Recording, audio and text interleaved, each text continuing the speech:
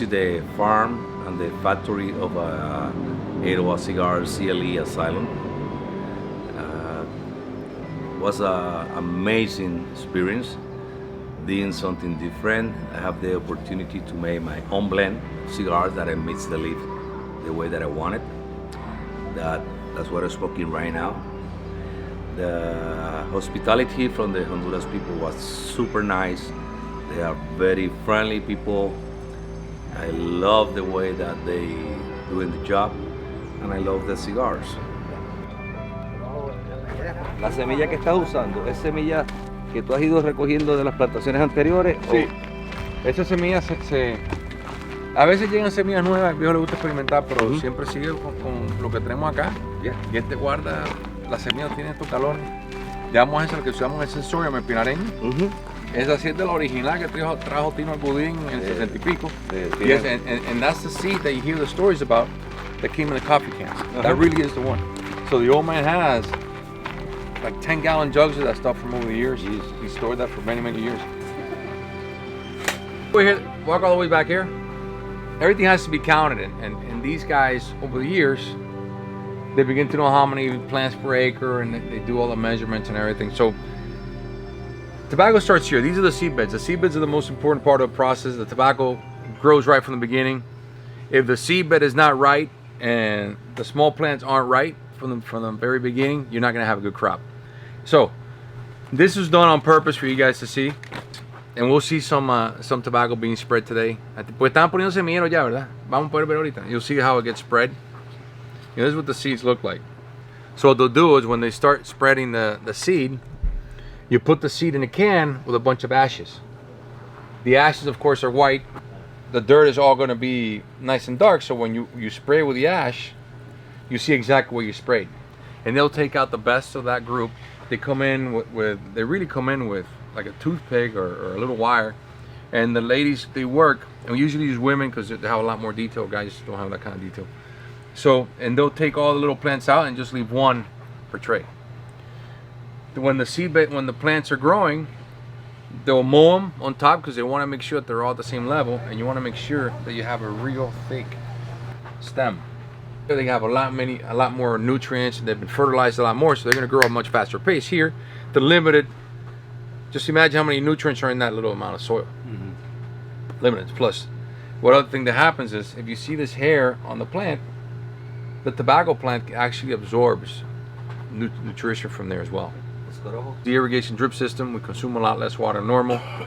And everything you'll see a lot of green signs everywhere. That's from Bayer. Bayer certified the farm. We have zero impact on the environment. Everything we do is very, very clean, very hygienic. And we do the same thing at the factory as well. Our product is 99% hygienic. I can't get the factory certified by Bayer because Bayer is not going to support a tobacco company. The farm they do because they just call it a farm. Yeah, settle down there, Rupert. Very good. So anyway, so you'll see things a little different. It's pretty similar as everywhere else. Just my father he turns 86 today. Today's his birthday. He's just one of these.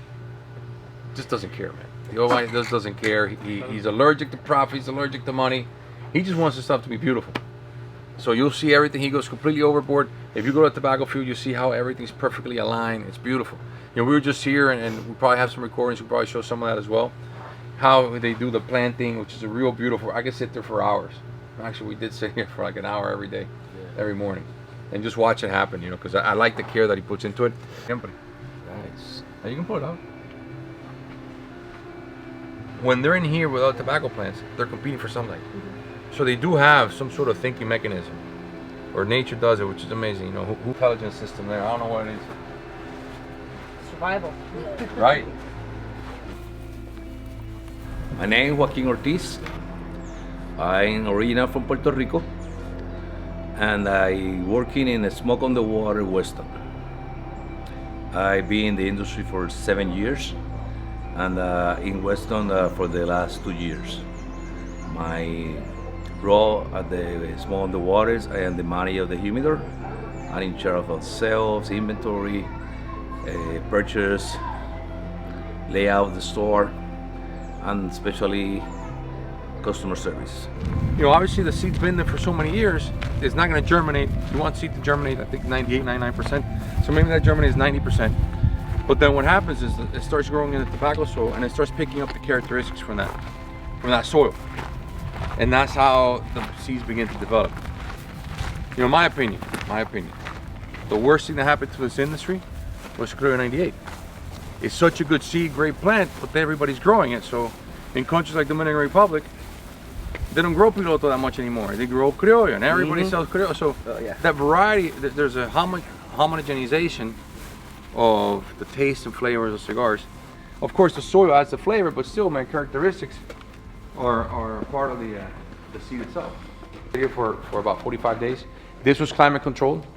It's called the Calfrisa. It's a system that the Cubans worked on for many years in the 90s, and it was picked up over here. If you notice that the whole barn is insulated with foam, because what you want to do is you want to make sure you dry the tobacco.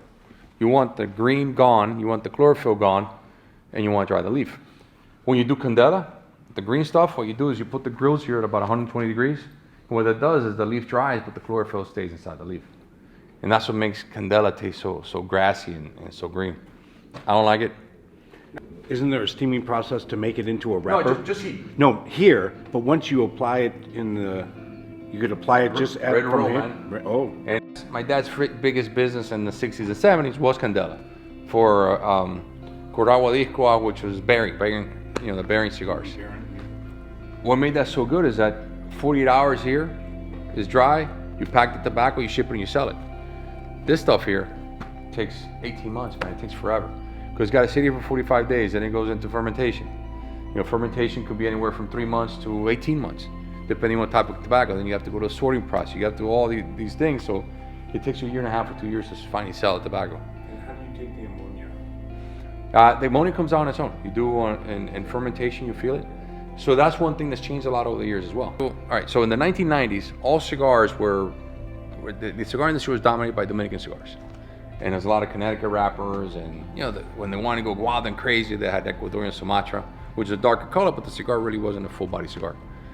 That's what made the Camacho Corojo so interesting and the Corojo seed so interesting at the time, because people didn't understand it. So in 2000, we started bringing customers down. 2001, we started bringing customers down here to explain it, because Camacho came out, it was a huge hit because there was nothing else like it at the time.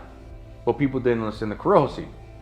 You know, back to what you asked me a little earlier, and that's when I got really upset. I was much younger, probably I should have acted a little smarter. Got really upset with Cigar Aficionado because they didn't want to cover the story of Corojo. Because this seed that my father had revived. Cuba abandoned that seed in 1987 because it picks up all the mold. It picks up 1 acre, only gives about 1,200 pounds.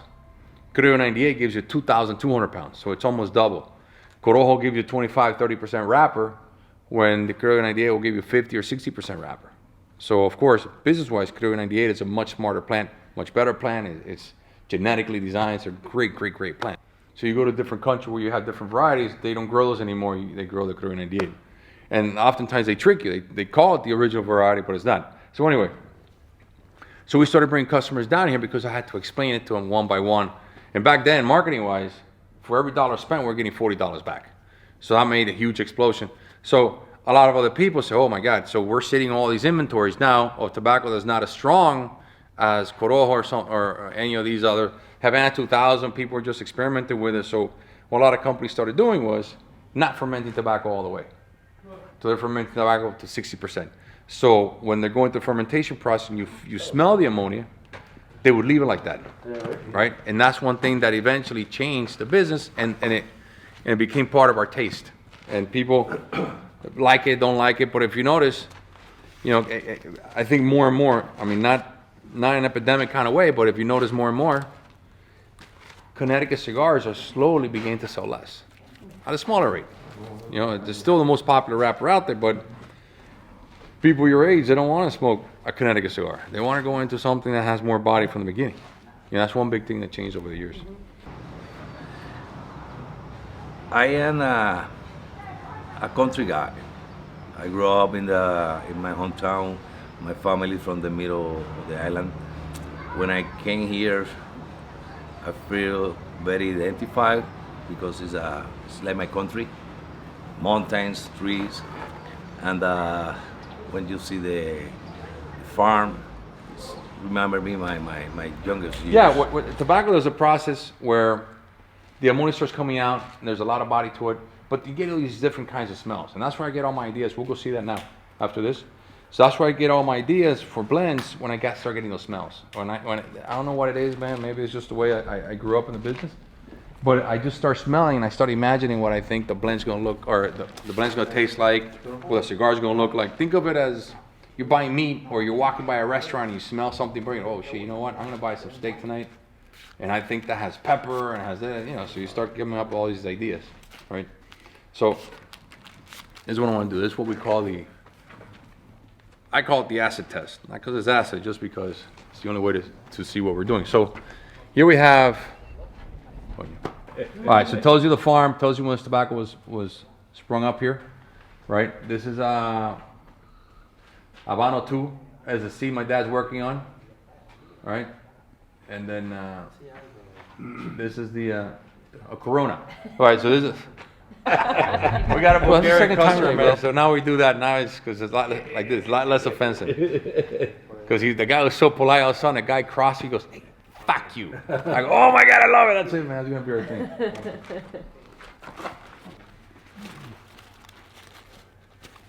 Let me grab 2 of the uglier leaves. That's for a wrapper, no? It's very elastic. Yeah, man, good catch. It has good elasticity. The Corona means crown, is the top part of the tobacco plant. So if you manage the tobacco plant like this, and then the flower coming up in the middle, it looks like a crown. So this is the leaf that takes up all the Everything. it takes up all. So yeah, you do the primings from the bottom up, right? So when you're taking the primings, you take the leaves from the bottom, all the nutrients just keep going up, and the Corona is the last one you take out. It stays out to the longest. The sun punishes the most. The Eiroa dark I get from these, but we don't get that many of these leaves. That's why I can't make that many of those cigars, which is frustrating, you know. But I wish I could make more, but you know, I don't mind. I take my time in doing it, and it's no big deal. You're gonna light it like normal. Now what you're gonna taste is you're gonna taste a little bit of the rawness. Because I always come here with him, right? So he knows how to roll with his right hand. So I learned how to do it with my left hand. So my left-handed cigars come out a lot better than the right-handed ones. Oh, shit, as I spoke. Start talking. Oh, you know, that means the Chevy's gonna break down for sure now. So we're gonna go in the Toyota on the way home. Yeah, the way over here, I go, "Build this, the Toyota killer, Chevy's awesome, never broken down once." But after touching these cigars, do not touch your face, your eyes, because you're gonna see stars. So yeah, you can light the cigars up. So I separate a little bit because the wrapper is about 70% of the flavor. At that point, over the years, we learn to anticipate what the cigar is going to taste like eventually, what the tobacco is going to taste like eventually. You're trying to see what kind of burn it is. If it burns, of course, it's important. And oftentimes, even when the tobacco is in fermentation, you start lighting up the cigars like that, and then you notice if it creates a little bubble around the ring. If it creates a little bubble around the ring, obviously that you need more time for that leaf. Here, this is temperature control. By having the temperature control, the moisture and everything, we control the environment.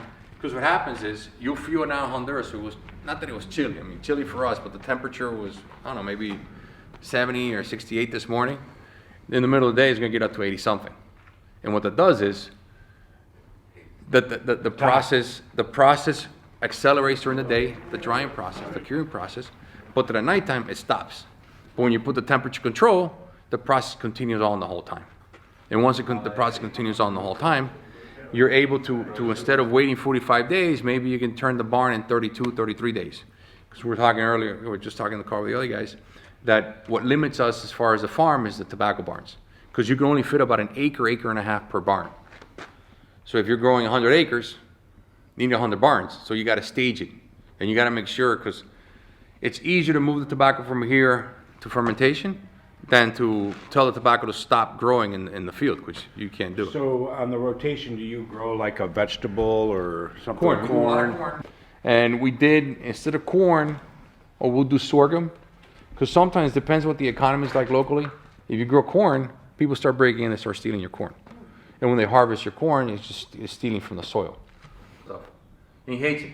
And it's funny, he gets so angry because he makes money on corn sometimes, because he doesn't want to get tempted to like growing corn, because he's a tobacco guy, man. He doesn't care about anything else. It's just a really, really good mentality, man. I like it. I admire that about him. You know, I hope I don't know. I hope I become like that, and I hope I don't become like that. I don't know what to tell you. Somewhere in between? Yeah, I'm conflicted, man. All right. I'm just starting to get to the lead. So these are different experiments that my dad's doing all the time. You know, for many, many years, I've been like, dude, we need Corojo, man. We need 2-3 varieties, but he just likes to grow everything. He's growing broadleaf now. He's growing Kentucky. He's growing all kinds of stuff. He just gets these ideas. If you notice this one, he's curing that with a whole stock at the time. Yeah. Slow down. My favorite cigar from the trip is the CLE Corojo. I am a guy that likes spicy. And one of the reasons that when I blend my own cigar, I put some San Andres and Corojo because I like the spiciness in the smoking. Very impressed with the quality of the tobacco that they use it. That is very good when they made their own tobacco. All right, so they put the plants here, and one by one they drop them. This is a revolver, and there's a chute that goes all the way down. And there's a part there that'll drill the hole. Then the plant will drop in, and it's a line. Then each one is being followed by somebody that just kind of helps the plant stand up. So the guy walks behind him with a little stick, and he's just letting the plant stand up. So they'll do an hour. They'll do like an acre, 2 acres. So after they're done, 2 or 3 days later, they come back and see what plants didn't make it, and they'll replace them with. That's where you keep the trays around a little bit longer. And then they'll replace it with, I don't know, 100, 200 plants that fell, or 20 or 30, and that's it. They're all set. Now they put these things away. They're gonna get washed up and well taken care of. They go to a special cleaning station. But these things are really, really, really good machines, man. When you were younger, you saw them putting it all by hand. Yeah, a lot more efficient, a lot less people. Yep. But the main thing is, it doesn't punish the plant. By the way, if you guys are done with those leaves, you can just unwrap the leaves and throw them on the ground. It's biodegradable, so. A lot of chloroform in there.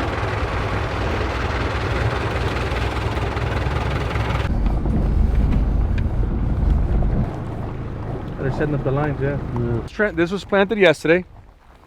A couple of things have happened since yesterday. The tobacco was planted. The irrigation drip system, like you see, the pumps over there, the pipes buried under here. These hoses always stick out, and the tubes were laid out, and it's done so that the drop is right where the plant is. So you consume probably 1/300th of the water. My dad started this back in '96. He was one of the first ones to really start doing it. So, and the other thing is what I was just explaining to you guys right now.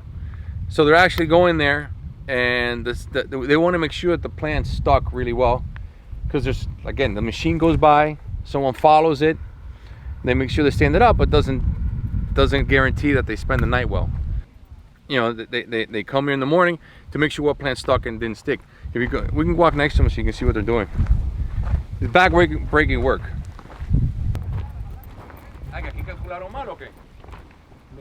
Here in Honduras, it's what makes Connecticut so much better, for example, with something like blue mold, is that Connecticut gets frost every year, so it kills the blue mold.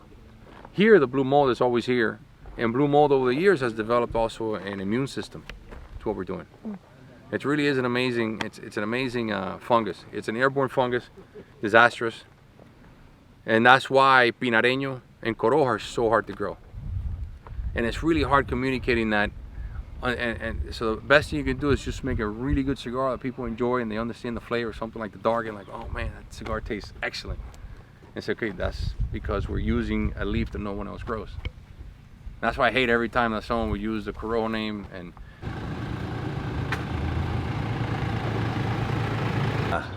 they organize of the process with the people that are labeling the cigar, the people, the rollers, the working in team, and the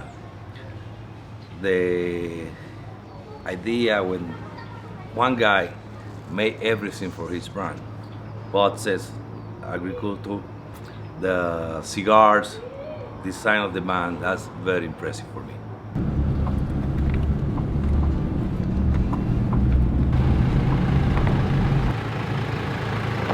spacing.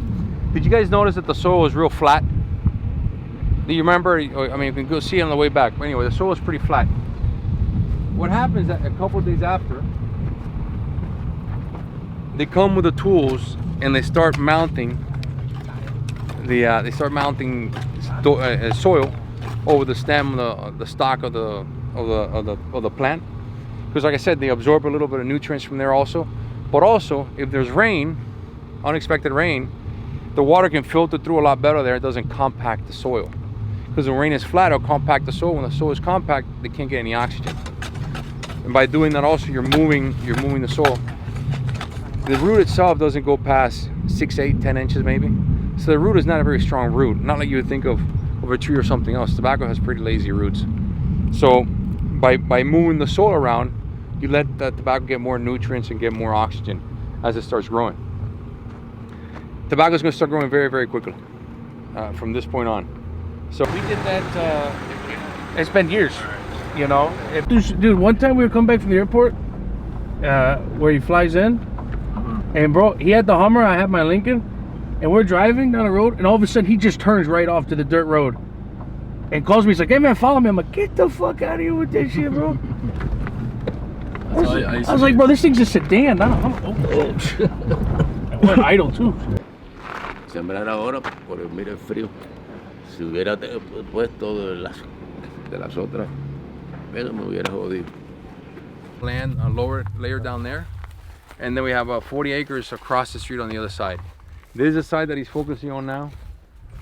You know, it's I don't think he has it written anywhere, but you know, over the years, over 60 years, my father's already learned which lots he likes best. And the one thing about my dad in the farm, he doesn't, that's a toy he doesn't loan to anybody. So we're always, because I would love to do experiments and do stuff here. He's like, no. You don't touch it, don't play with it. Do you sell Corojas at Dirt with seeds. Oh, ours here, 770 acres. I came to Honduras January 10, 2024. Was invited by Christian Eiroa. It's my second time in visit this beautiful country, especially Danlí. Coming to visit the farm and the factory of Eiroa Cigars CLE Asylum. Was an amazing experience.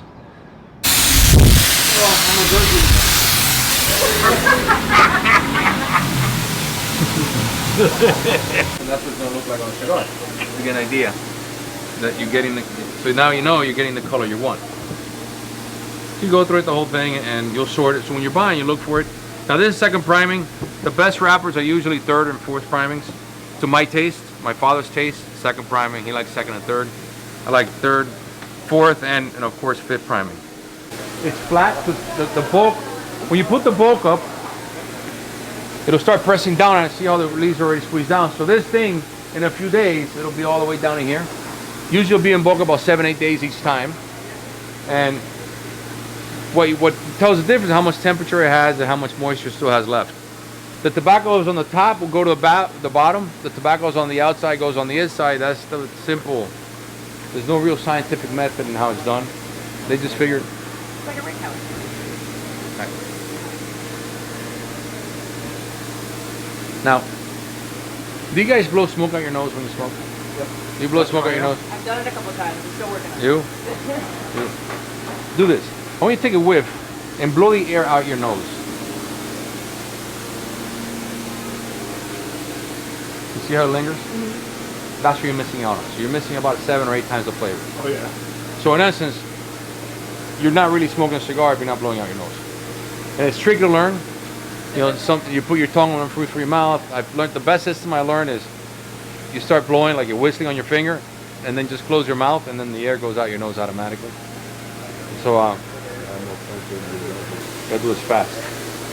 It'll dry out very, very quickly. Cut it. At the edge here where it starts burning, a black line of, don't call it charcoal for lack of a better word. Anybody else want to try one? Only when it comes to color.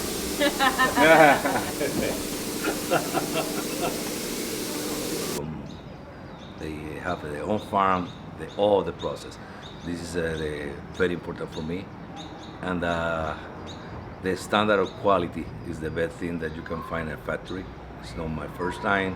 I've been here and been in Dominican Republic, and my background in professional was a pharmaceutical. And when you saw industry like tobacco, that the controls like a pharmaceutical, that made me feel safe and in confidence that the final product is going to be the best. It's very impressive. Buenos días! Get like over here. Variedad. All right, so these are Sumatra binders. So really, you're always trying to grow a wrapper. The reason these are binders, notice how the color's not even. And now, see this, all right, let me stretch it out. You see the skid marks right here? Cool.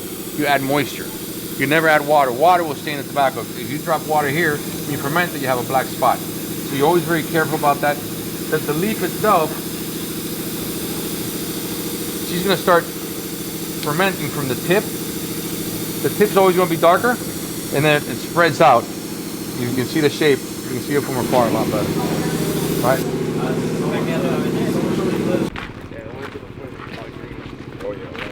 How are those cigars burning? This one kind of, but it's probably me. Like a little different. No, you didn't give it a good light. Give it a good light.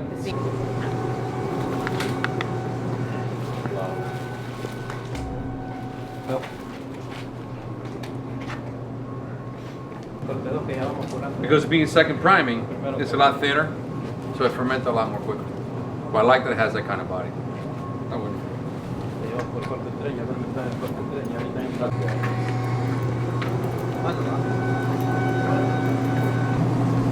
Don't be a nanny, Paul. Get in here.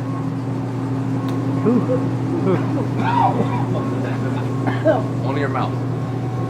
Okay, actually.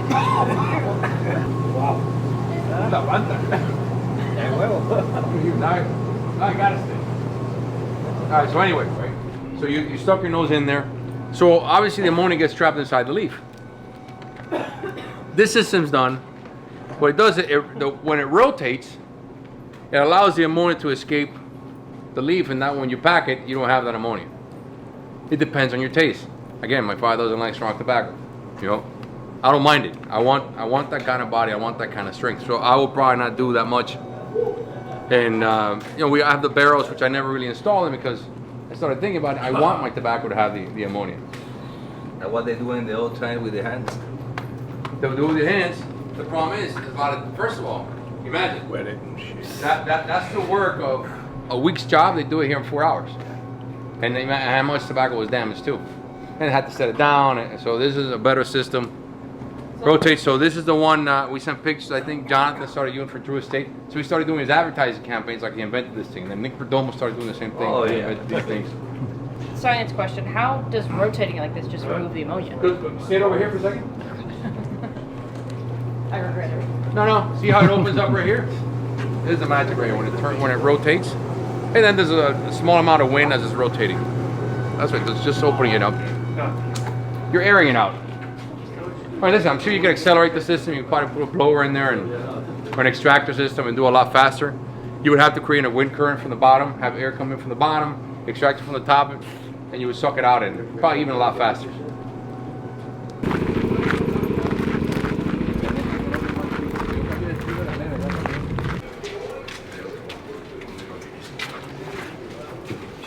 So this is Habano, fourth priming.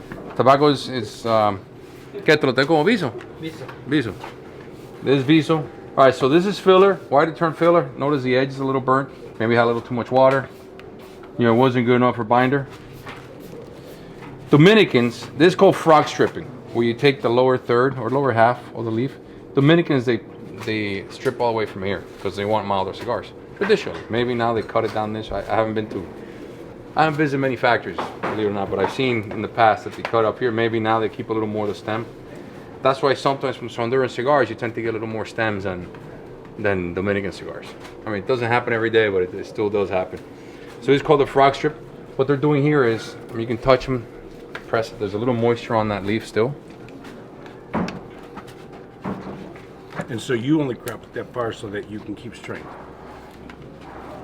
Yeah, and just tradition, just about that. Wow, you're staying with tradition? Yeah. Wow, I'm impressed. No, listen, you know the story about the girl who gets the steak, or the mom cuts the steak and cuts the edges off, and the daughter says, "Mom, why do you cut the steak that way?" "I don't know, let's ask your grandma, because she taught me to do that." And then ask the grandma, "Grandma, why do you do that?" "Oh, because we couldn't afford a bigger pan, so the steak wouldn't fit." But the mom kept doing it because she thought that's what was supposed to be done the whole time. So anyway, is to get the tobacco in a certain condition, we can put inside the bale. When it puts inside the bale, tobacco is going to be pressed. Tobacco for Eiroa, regular Eiroa Classic, and the CBT. I aged the tobacco 3-4 years. I'll sit on in a bale. So the condition has to be good enough, same quality as papers or like a library, like books. Even if, tobacco has the same properties as paper. If a book is too moist, the leaves are going to stick together. It's going to be junk. If it's too dry, they're going to crumble, right? Same thing with tobacco. You can't be too crispy because you'll break it. Because once the tobacco is in the bale, time stops. And it does lose every year. It'll lose X amount, 1, 2, 3% of the body. On the dark, I'm not doing that. On dark, I'm going to get the tobacco a lot fresher from bulk because I want that body on purpose. Especially on the Eiroa First 20 cigars, those I really do keep the tobacco very long time. Nice job.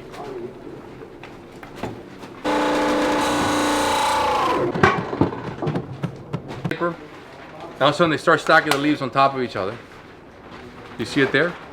So now they're gonna clamp that together, and then they start sewing it. And the tobacco's gonna sit there now for as long as it's. You can have tobacco bales for 200 or 300 years. It doesn't matter. I mean, it's not gonna taste very much. It's gonna lose some flavor.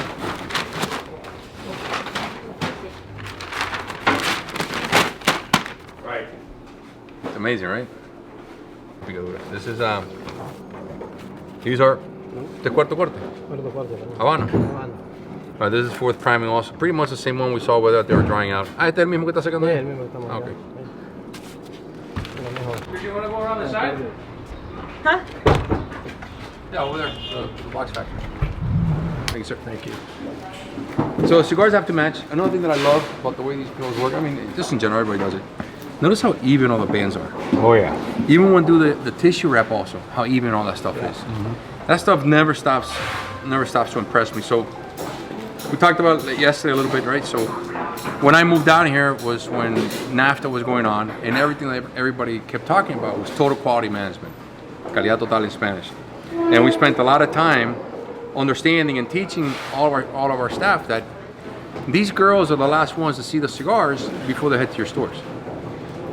Just like the guy who rolled the cigar, he's the one that knows whether he rolled it right. The guy that bunched the cigar, he's the most important job because they had a draw. The guy who makes the box, that's the most important job because he has to make sure, and the guy who inspects. So every job is incredibly important, right? Everybody has the most important job in the whole chain. But these girls, of course, have a tremendous amount of responsibility because until you open up those cigars in your store, you don't know what's coming. But now you have to be at the point where you trust the people you're doing business with. The cigars are going to show up all right and exactly the way they should be. And consistent. Part of the experience for your customer, same thing, Rolex doesn't sell their watches in a plastic bag, has a nice package, everything, the packaging has to match the whole experience. One of the reasons I started doing the tissue wrap on the cigars was because I really absolutely detest cellophane. I think cellophane is the worst thing you could do. Imagine having some whiskey and straight from the barrel, you immediately put it inside a bottle. It never breathed and never developed into anything. Cigars have been manipulated ever since they were being made. They were put in the escaparate rooms, all things, so they lost the flavor of tobacco because the human hands polluted that flavor. So we put the cigars back inside the cigar box with each other. They marry each other. They pick up each other's smell. It does a lot better. With Eiroa, we go a few steps further. Eiroa makes sure that the cedar becomes a part of the flavor also. If you ever take off when you're smoking Eiroa tonight, or whenever you smoke it, take the tissue off that cigar and smell the tissue. It smells like cedar and it smells like that. That's why I would love, we had that caption, buy it by the box kid. I don't know, it's posted. That smell is lost. Obviously when you put cigars inside the store and you open up that lid, it's gone. Buenas tardes!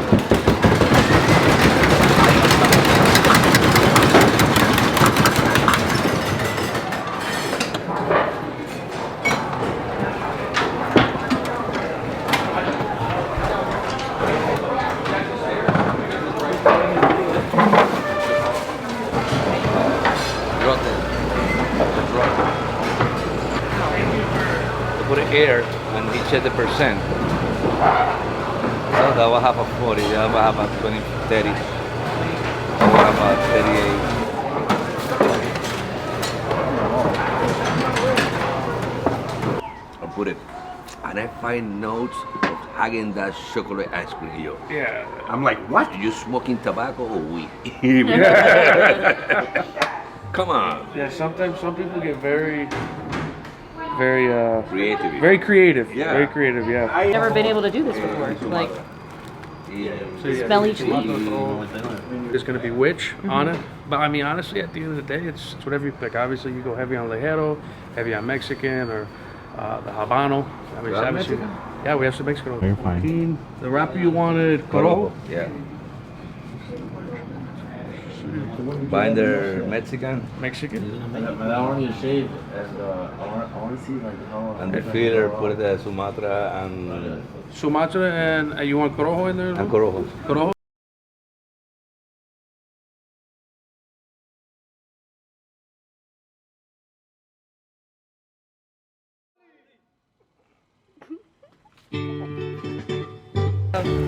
They came out real nice. I like it. Yeah, you like it. The guys at the factory I did like these. blue in that. Really? Yeah, guys, they did them here at the factory. Yeah. They did it. What do you drink? Yeah. I'm gonna make you one called. I'm gonna make you one called Maury. Optimus Prime.